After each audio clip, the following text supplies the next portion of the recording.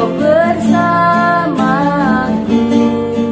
di dalamku, jadi bukti kebesaran-Mu. Hidupku menggenapi firman-Mu, tanda mujizat sertai tiap langkahku. Kau bersamaku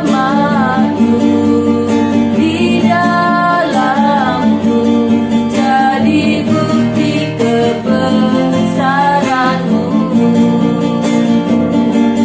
jadi bukti kebesaran-Mu,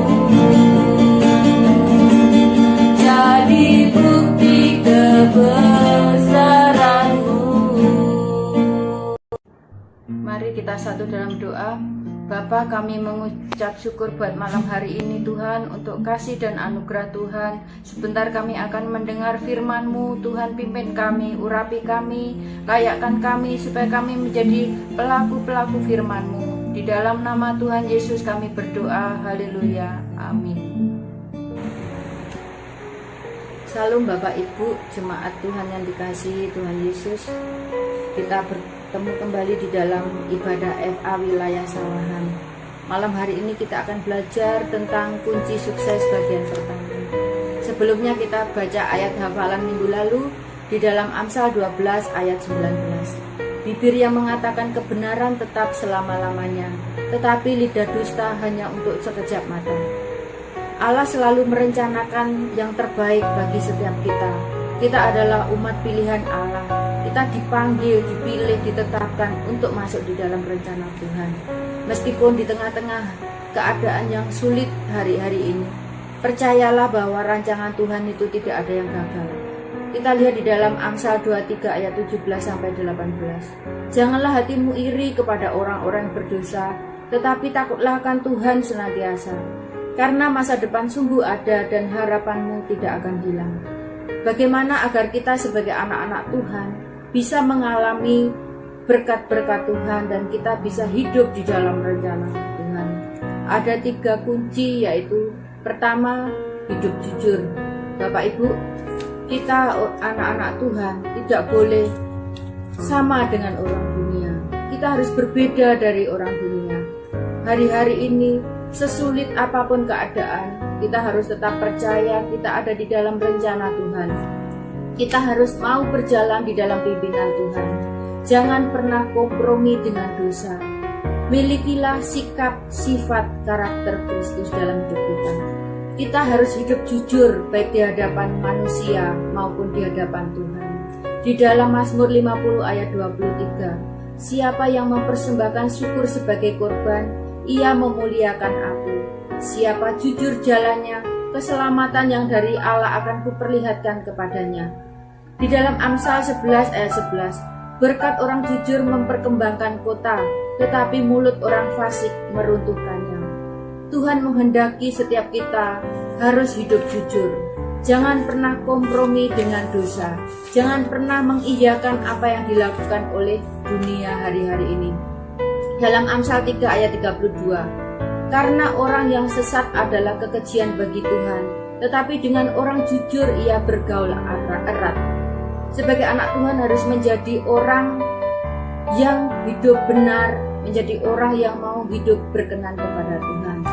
Kedua, menjadi orang yang dapat dipercaya. Bapak Ibu, kalau Bapak Ibu hidup di dalam kejujuran, otomatis Bapak Ibu menjadi orang-orang yang dapat dipercaya. Di dalam Amsal 28 ayat 20, orang yang dapat dipercaya mendapat banyak berkat, tetapi orang yang ingin cepat menjadi kaya tidak akan luput dari hukuman. Orang yang dapat dipercaya adalah orang yang dapat menyelesaikan setiap tugas yang diberikannya dengan baik dan bertanggung jawab. Dia akan bekerja dengan baik, dia akan menyelesaikan dengan penuh tanggung jawab. Dia akan bekerja dengan baik di ada bos maupun tidak ada bos, mungkin sebagai karyawan. Jangan sampai kalau ada bos bekerja rajin, kalau nggak ada bos ngelewes seenaknya ya. Bapak Ibu, sebagai anak Tuhan, milikilah sikap yang dapat dipercaya. Hal-hal yang kecil jika kita dapat dipercaya, Tuhan akan mempercayakan hal-hal yang besar dalam hidup kita. Kalau kita dapat dipercaya, kita akan melihat berkat-berkat Tuhan turun atas kehidupan kita. Ketiga, menjadi orang yang mau bekerja keras. Orang yang malas tidak akan menerima apa-apa. Orang yang malas tidak akan mendapat apa-apa, Bapak Ibu. Jangan berharap jika Bapak Ibu hidup dalam kemalasan akan melihat berkat-berkat Tuhan.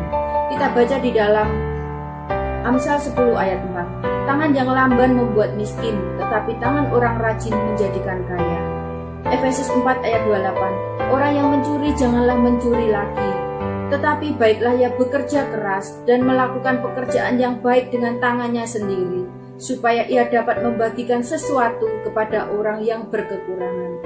Marilah kita anak-anak Tuhan mau bekerja keras, apapun yang hari ini Tuhan percayakan dalam hidup kita, baik itu pekerjaan, baik itu pelayanan, baik itu keluarga, di dalam rumah tangga, apapun yang Tuhan percayakan kepada kita hari-hari ini, mari kita menjadi orang-orang yang jujur, menjadi orang-orang yang dapat dipercaya, orang-orang yang tidak bermalas-malasan. Kita harus mau bekerja keras, kita harus mau hidup di dalam ketekunan. Maka kita akan menikmati, kita akan melihat berkat-berkat Tuhan terjadi dalam kehidupan kita. Kita dipanggil, kita ditetapkan, kita dipilih oleh Tuhan untuk diberkati, untuk menjadi berkat dan menjadi saluran berkat bagi banyak orang. Demikian firman Tuhan. Tuhan Yesus memberkati.